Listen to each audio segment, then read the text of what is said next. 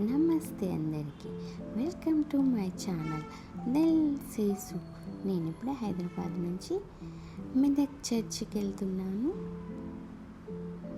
మిమ్మల్ని నాతో పాటు తీసుకెళ్తున్నాను.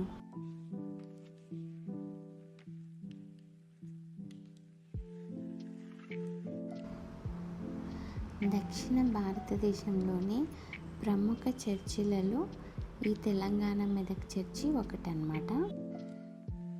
ఇలా గేట్లోంచి మనం ఎంటర్ అయినాక ఒక 500 మీటర్స్లో రైట్ సైడ్కి వెళ్ళాలి.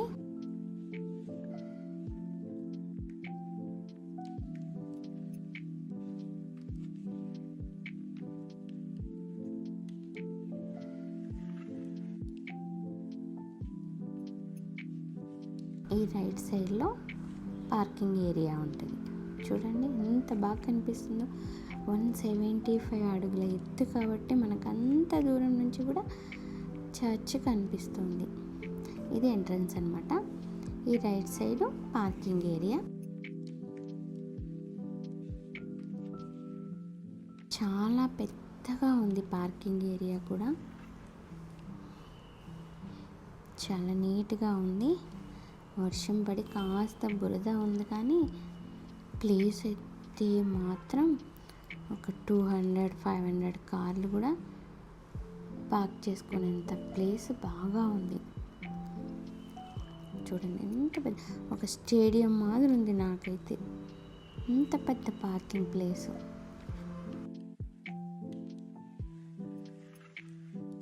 దాని తర్వాత కార్ పార్కింగ్ చేసి ఇంకా ఎంట్రన్స్లోంచి ఇలా స్ట్రైట్గా వెళ్ళేదన్నమాట.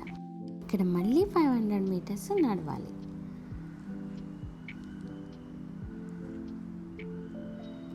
క్లౌడీగా ఉంది.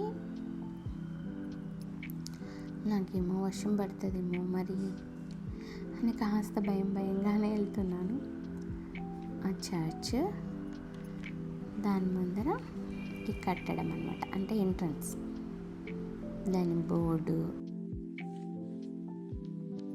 చాలా అందంగా కనిపిస్తుంది. 175 ఫీట్స్ అంటే మామూలు మాటలు కాదు కదా. చాలామంది జనాలు కూడా ఉన్నారు. ఇది ఆ టైమింగ్స్ అన్నీ రాసినవి. ఇక్కడ నుంచి మనము చర్చిలోకి ఎంటర్ అయిపోదాం. ఈ ముందు భాగం వరకే లోపల ఫొటోస్ వీడియోస్ అలో అన్నమాట. మెయిన్ చర్చిలోకి ఫొటోస్ వీడియోస్ అలో లేవు. ఇంకా మనం ఈ చర్చ్ గురించి తెలుసుకోవాలంటే 175 అడుగుల ఎత్తు, 200 అడుగుల పొడవు, 100 అడుగుల వెడల్పుతో దీని నిర్మాణం 1924లో పూర్తయిందంట. 1000 ఎకరాల భూమిలో ఉంది, కానీ ఇప్పుడు 800 మాత్రమే ఈ చర్చ్ వాళ్ళకు ఉందంట. ఇది 5 అడుగులు చార్మినార్ కంటే తక్కువగా ఉంటుందంట. ఎందుకంటే అప్పుడు నిజాం రాజులు ఇలా చేశారంట, మా దానికంటే ఎక్కువ ఉండకూడదు మీరని. ఇంకా వాళ్ళ పర్మిషన్ కావాలి కదా, అందుకనేసి మన చార్మినార్ కంటే ఒక 5 అడుగులు తగ్గించి ఈ చర్చి అప్రూవల్ చేసుకొని ఈ చర్చిని నిర్మించారు. ఈ చర్చిలో స్పెషాలిటీ ఏమంటే ఇందులో రీసౌండ్ అనేది రాదనమాట.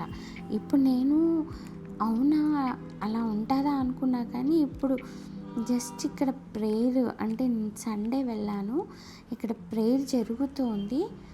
ఆయన మాట ఎంత స్పష్టంగా అంటే గేట్ బయట వరకు వినిపిస్తుంది. ఎలాంటి రీసౌండ్ లేదు. ఎంత స్పష్టంగా ఆయన మాట్లాడుతున్నాడో ఆ మాటలే పాస్టర్, ఆ మాటలే బయటకు వినిపిస్తున్నాయి. ఎలాంటి రీసౌండ్ లేదు. నాకైతే భలే అనిపించింది. ఇది ఇంగ్లాండ్లో ఈ చర్చ్ లోపలైతే ఇంకా అలో లేదు కాబట్టి నేను చూపించట్లేదు, చెప్తున్నాను. 3 ద్వారాలు ఉంటాయంట, అంటే 3 కిటికీలు ఉంటాయంట. తూర్పు, పడమర, ఉత్తరం వైపున 3 కిటికీలు ఉంటాయి. దానికి ఇంగ్లాండ్లో వివిధ గాజు ముక్కలపై పెయింట్స్ వేసి వాటిని ఇక్కడ తీసుకొచ్చి ఏసామి డిజైన్లోగా అమర్చారనమాట. ఈ 3 కిటికీలకి వేసిన పెయింట్స్ సన్ రైజ్ పడినప్పుడు మాత్రమే కనిపిస్తాయంట, లేకుంటే కనిపించవు. తూర్పు వైపు కిటికీ ఆఫ్టర్నూన్ 12 వరకు కనిపిస్తుందంట. పడమర అంటే అక్కడ 6 o'clock వరకు కనిపిస్తుందంట.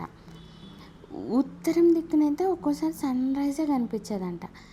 కానీ ఈ తూర్పు పడమర వల్ల ఈ 2 విండోస్కి పడిన సన్ రైజు రిఫ్లెక్షన్ అయ్యి ఆ రిఫ్లెక్షన్తో ఉత్తర దిక్కున ఉన్న పెయింటింగ్ కనపడుతుందంట. ఇది చాలా అద్భుతం అనిపించింది నాకైతే. నేను అక్కడ వాళ్ళని వెళ్ళి కనుక్కున్నాను. అలా చెప్తుంటే నేనైతే నిజంగా స్టన్నింగ్ అనమాట. ఇంకొక స్పెషాలిటీ ఏంటి తెలుసా, హిందీ తెలుగు అక్షరాలతో ఈ జీసస్ కింద ఆయన గురించి రాసినదంతా ఈ 2 లాంగ్వేజ్లలో పెయింట్ చేయించారంట. ఇది ఇంకో స్పెషాలిటీ. అసలుకి ఇక్కడ ఒకేసారి 500 మంది నుంచి 6000 మంది వరకు కూర్చొని ప్రే చేసుకోవచ్చంట. అంత స్పేస్ ఇది. అసలు చూస్తుంటే నా జీవితం ధన్యమైపోయిన ఫీలింగ్ వచ్చింది. ఇదే నేను అసలుకి హ్యూమిడిటీ ఉంది, చాలా చెమట పడుతుంది. అయినా ఎక్స్ప్లోర్ చేయాలి కదా, మీ దిల్ సేసు. అందుకనేసి మీ అందరికీ చూపించడానికి నేను వచ్చాను. ఇక్కడ మళ్ళీ ఇంకా బయటకు వస్తే ఇక్కడ ఊడల మర్రి చెట్టు ఉంది. ఆ పార్కింగ్ ప్లేస్లోనే అనమాట. ఒక పక్కగా ఉంది, చూడడానికి చాలా అందంగా ఉంది, అందుకనే తీసాను. ఇక్కడ మెదక్లో ఇది కూడా ఫేమస్ అంట కదా. ఇంకా ఇక్కడ యాజ్ యూజువల్ నేను సోడా తాగుతాను. ఫస్ట్ బయటకు వస్తే సోడా తీసుకొని, ఈ ఆంటీ చాలా హ్యాపీగా కబుర్లు చెప్పింది. థ్యాంక్ యూ ఫర్ వాచింగ్ మీ దిల్ సేసు. మీకు కనుక ఈ వీడియో నచ్చినట్టయితే లైక్ చేయండి, షేర్ చేయండి, సబ్స్క్రైబ్ చేయండి. మీ దిల్ సేసు. Thank you for watching.